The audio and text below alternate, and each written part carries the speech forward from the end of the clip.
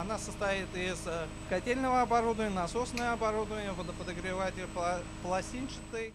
Такие передвижные котельные теперь будут использовать при аварийной ситуации в системе теплоснабжения. Эта машина круглосуточно может отапливать любой объект, который остался без тепла, пока идет устранение причин внештатной ситуации. Какая-то аварийная ситуация, в кратчайшие сроки привозят, мы его подключаем по системе теплоснабжения и производим розжиг и нормально отапливаем. Снаружи передвижная котельная похожа на обычный автомобиль, но внутри это целая сложная отопительная система. Она может доехать в любую точку республики при аварийной ситуации и согреть 5 пятиэтажных хрущевок одновременно. Мобильные системы решили закупить после крупной аварии весной 2018 года. Тогда обрушилась крыша котельной на улице Портовой, и котел вышел из строя. Без тепла остались жители 12 многоквартирных домов и воспитанники детсада. Почти сутки устранялась эта авария, котельная была выведена из строя, пришлось провести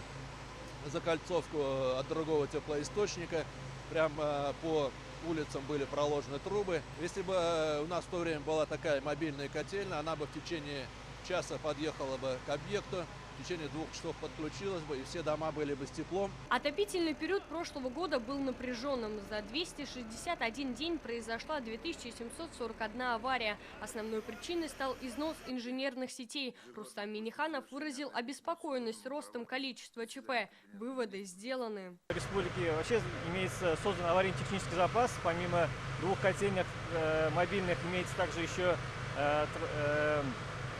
дизель-генераторы для обеспечения электроснабжением на тоже случай таких нештатных ситуаций. В Татарстане 2 мобильных котельных. Обе машины готовы к использованию хоть сейчас. Алена Струминская, Игорь Романов, ТНВ, Казань.